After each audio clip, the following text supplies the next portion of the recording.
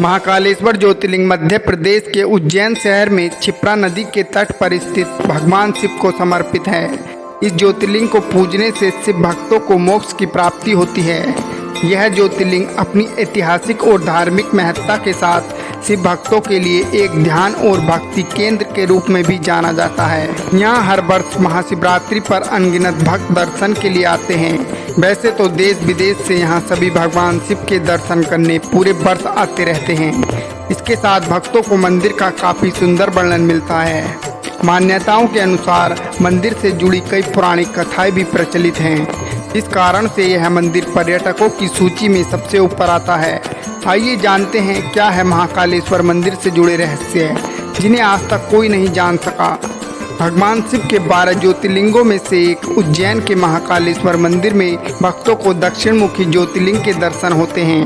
महाकालेश्वर मंदिर मुख्य रूप से 3 हिस्सों में विभाजित है। दक्षिण मुखी शिवलिंग इस समय पूरे संसार के सभी शिव मंदिरों को स्थापित शिवलिंग और अन्य ज्योतिर्लिंग की जलधारा उत्तर दिशा की ओर है, किंतु महाकालेश्वर ही एक ऐसा ज्योतिर्लिंग है जिसकी जलधारा दक्षिण दिशा की ओर है, इसलिए इन्हें दक्षिण मुख्य महाकाल के नाम से भी जाना जाता है। मान्यताओं के अनुसार उज्जैन में महाकाल के प्रकट होने से जुड़ी एक कथा है। प्राचीन काल में राजा चंद्रसेन शिव के बहुत बड़े उपासक माने जाते थे। एक दिन राजा के मुख से मंत्रों का जाप सुन एक किसान का बेटा भी उसके साथ पूजा करने गया, लेकिन सिपाहियों ने उसे दूर भेज दिया।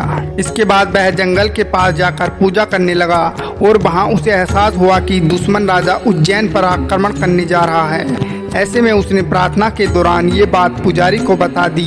धीरे धीरे बात पूरे में फैल गई और उस समय विरोधी राक्षस दूषण का साथ लेकर उज्जैन पर आक्रमण कर रहे थे। दूषण को भगवान ब्रह्मा का वरदान था कि वो दिखाई नहीं देगा। उस समय पूरी प्रजा भगवान शिव की पूजा में लीन थी। तभी अपने भक्तों की पुकार सुनकर महाकाल प्रकट हुए और दूषण का वध कर दिया। फिर उसकी राख से श्रृंगार किया और फिर भक्तों ने शिव जी से उज्जैन में ही वास करने की प्रार्थना की, तो भगवान शिव महाकाल ज्योतिर्लिंग के रूप में विराजमान हो गए। तभी से भस्म आरती की परंपरा बन गई, जो आज तक चली आ रही है। ऐसा कहा जाता है कि शिवलिंग काल के अंत तक यहीं रहेंगे। सबसे बड़ा रहस्य इस ज्योतिर्लिंग के नाम में है। आखिर भगवान शिव को यहाँ महाकाल क्यों कहा जाता है? दरअसल काल के 2 अर्थ हैं, समय और मृत्यु। ऐसा माना जाता है कि भगवान शिव मृत्यु और काल के देवता हैं। काल और मृत्यु दोनों को परास्त करने वाला महाकाल कहलाता है। भगवान शिव समय और मृत्यु पर विजय प्राप्त करते हैं। माना जाता है कि प्राचीन काल में पूरी दुनिया का मानक समय यहीं से निर्धारित होता था, इसलिए इसे महाकालेश्वर नाम दे दिया था। पृथ्वी की कर्क रेखा इस मंदिर के शिखर से होकर गुजरती है, इसलिए इस मंदिर को पृथ्वी की नाभि भी कहा जाता है। महाकालेश्वर मंदिर इकलौती ऐसी जगह है जहां हर सुबह महाकाल की भस्म आरती करके उनका श्रृंगार होता है। प्राचीन कथाओं के अनुसार यहाँ चिता की ताजी भस्म से यह आरती की जाती थी।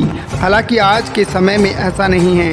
आज कंडों की राख से भस्म आरती की जाती है। भस्म आरती के समय महिलाओं की उपस्थिति वर्जित है। अगर किसी कारणवश वहाँ कोई महिला उपस्थित है तो उसे घूंघट करना अनिवार्य है। केवल उज्जैन में आपको यह आरती देखने का सुनहरा अवसर प्राप्त होता है। दरअसल भस्म को सृष्टि का सार माना जाता है, इसलिए प्रभु हमेशा इसे धारण किए रहते हैं। इसके साथ ही आरती के समय पुजारी भी मात्र एक धोती में आरती करते हैं। अन्य किसी भी प्रकार के वस्त्र को धारण करने की मनाही रहती है। महाकाल की भस्म आरती के पीछे एक यह भी मान्यता है कि भगवान शिव जी शमशान के साधक हैं। इस कारण से भस्म को उनका श्रृंगार आभूषण माना जाता है। इसके साथ ही ऐसी मान्यता है कि ज्योतिर्लिंग पर चढ़े भस्म को प्रसाद रूप में ग्रहण करने से रोग दोष से भी मुक्ति मिलती है। पौराणिक कथा के अनुसार राजा भोज के शासन के बाद यहाँ कोई भी राजा रात में नहीं रुक सकता। उज्जैन का एक ही राजा है और वह है महाकाल बाबा। जिसने भी यह दुस्साहस किया वह संकटों से घिरकर मारा गया। वर्तमान में भी कोई राजा, मुख्यमंत्री या प्रधानमंत्री यहाँ रात में नहीं रुक सकते। इससे जुड़े कई उदाहरण भी प्रसिद्ध हैं, जिसके बारे में आपको जानकर आश्चर्य होगा।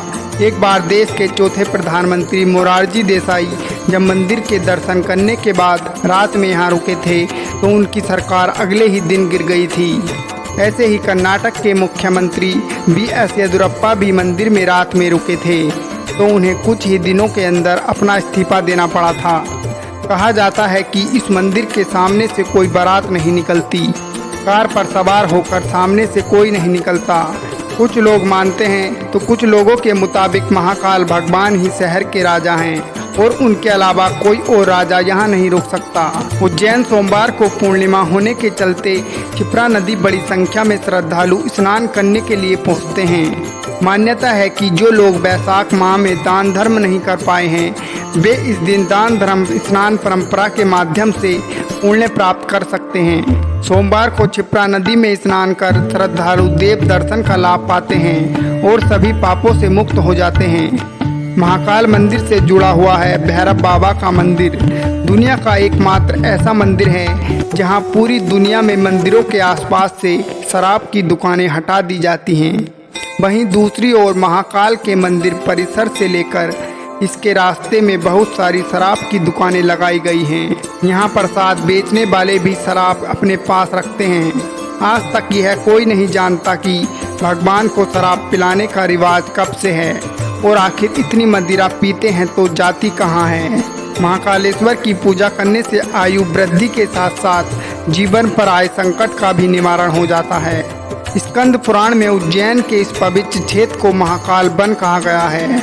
अग्नि पुराण के मुताबिक यह सर्वोच्च तीर्थ है। ऐसी मान्यता है कि महाकाल के दर्शन से भक्त की मुक्ति होती है और व्यक्ति की अकाल मृत्यु से रक्षा होती है।